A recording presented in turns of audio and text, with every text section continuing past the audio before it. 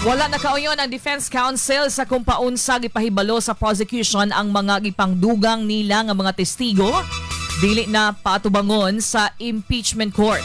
Sa ikaunom nga adlaw sa impeachment trial ni VP Sara Duterte, gihangyo ni Lead Defense Counsel Attorney Sheila Sison nga likayan sa prosecution ang manifestation with conclusions. Labing maayo matod pa nga diretsyo na lang ipahibalo ang kabag-uhan sa ilang ipresenta nga testigo o dili na maghatag og conclusion sanglit ang korte lamang matod pa ang dunay gahom niini. Atong paminaon si Attorney Sheila Sison.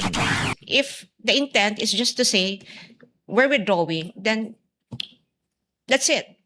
Just state the intent and then without any conclusions, Your Honor, because conclusions really are just for the courts to make and not for either of the parties. Thank you, Your Honor. Sumala ni Attorney Sison nga dinhi kinahanglan pang i-eksplikar sanglit naglantaw ang publiko sa maong hearing o posibleng makakuha sila og impresyon sa mga gipangsulti sa prosekusyon.